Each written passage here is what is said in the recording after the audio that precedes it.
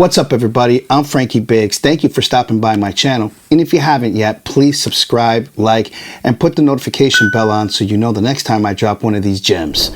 All right. This is about the show Are You Sure? That's featuring Jimin and JK. I've had struggles with saying his real name. The last video that I did talking about the first episode, I had realized that we missed the last 10 minutes of it. And how that happened was I just fell asleep. And I don't know why I thought that I had fallen asleep at the end, because it looked like the ending. And so I just kind of dozed off. Let's pick up where I had left off, which is actually the last 10 minutes. Jimin gets a stomach bug. And boy, I got to tell you, I understand. I mean, let's just address this show. This show is not a travel show. This show is about food. I don't blame these guys, to be quite honest with you. I'm a foodie. So yeah, I can see that these guys are foodies too, which is amazing. However, I can see why he would have gotten that stomach bug. You're mixing Mexican food with Italian food and American food, and jeez, man, carbonara, tacos, all in one shot. Wow. The other thing was the Twinkies, the way to my heart. I love Twinkies, and JK could not get enough of them. That dude literally polished off a whole box of Twinkies, 2 boxes of Twinkies in one episode. Jeez, I have diabetes. If I had pushed it to 3 or 4 of those Twinkies, I don't know, folks. I don't think I'd be here today with you. But fact is you can see that they work pretty hard. I mean, these guys are athletes as far as I'm concerned. The way that their bodies and their minds are very athletic driven. So they deserve every bit of food that they can get and eat up. So good for that. Which I thought was kind of really interesting was at one part, they did go to the store and they ran into one of y'all. One of the BTS Army girl that was, I guess, behind the deli counter, which was really cool because my wife pointed out to me that she actually had a tattoo, and then they ended up saying it, but she had a tattoo. So I think that was pretty interesting. My wife had pointed out that there was a discussion online about that girl, and apparently going back to the first question that I had about in the first episode of what was it like basically to meet these guys in the wild. And a few of you had responded because a few of you have actually seen them. I don't want to say met because it sounds like you can greet them and it sounds like you can maybe have a slight chat with them. But as far as pictures, I guess it's a no. You know, they don't do that. So my understanding was what they didn't show in the episode was that when she acknowledged herself as a BTS Army member, I think at that point JK was on a mission to go find a sponge, and poor guy never found that sponge. He found a ton of snacks though, but which left Jim in there with this girl. So behind the scenes, apparently she had asked for a picture, and not that Jimin said no. I think the idea was that he kind of gave her a look like, damn, like, I want to say yes, but you already know that the answer is no, because apparently from reading your comments, y'all have specific rules concerning them in the wild, which I think is pretty cool that you guys respect that. Now I know that if I was to ever, because I'm in the music business too, so the chances of me running into these guys in the wild is probably a little more on point. So now I know. I never do come off as a fan anyways when I meet celebrities that I'm a fan of. Now I know, just to be cordial, respectful. Not that I would never be, but as far as asking for pictures, probably a big ass no. But I'm glad that he handled that with grace and he didn't make her feel bad, because she was the one who ultimately retracted her request and said, oh, I understand. It's okay. It's okay.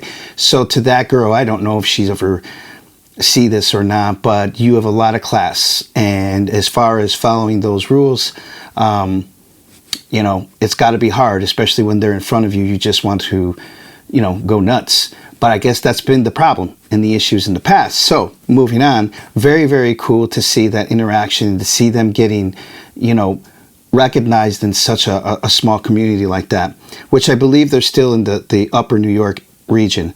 The other thing that I really dug was the fact that throughout, now this is where I got pretty interesting at, was the fact that they they showed each other's music, and they showed Seven, and Jimin showed JK, who I just thought it was awesome.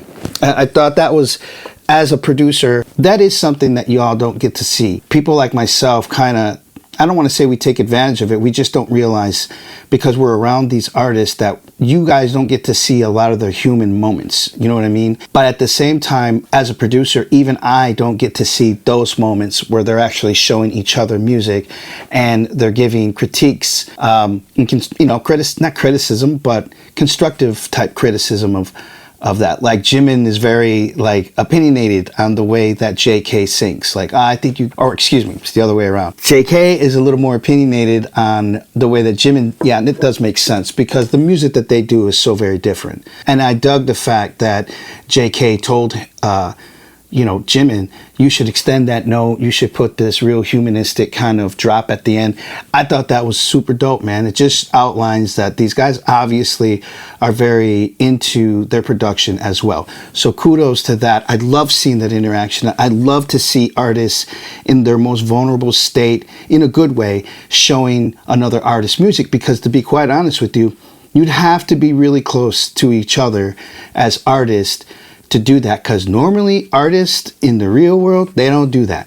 You don't have a lot of those type of interactions where artists want to show other artists their music unless they're really tight. And even then, doesn't matter how tight you are, it's kind of like a breakdancing battle. Once you start breakdancing, it's not about friendship anymore. It's about who's better.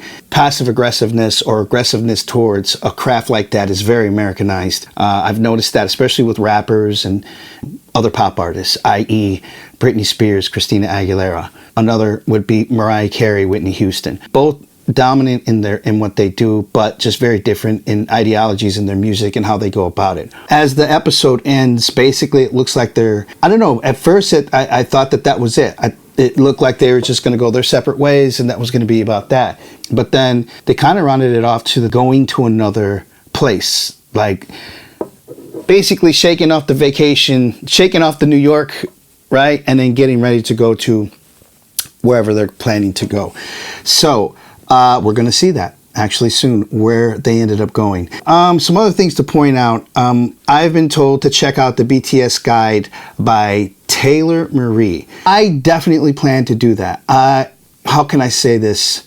I'm inundated right now with this, and happily inundated, because I just didn't know that this music and these groups, I knew they existed, but I don't know them by names or anything, couldn't tell you anything. If I had ever heard anything, it would have been in passing.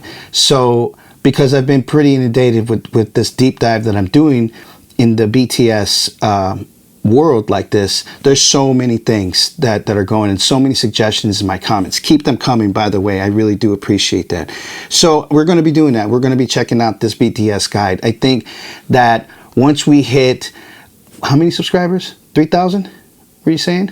Or 5,000? No, I was saying 10,000. Oh, 10,000 subscribers. And I think the idea would be to not only check out the BTS guide, but also to do it live.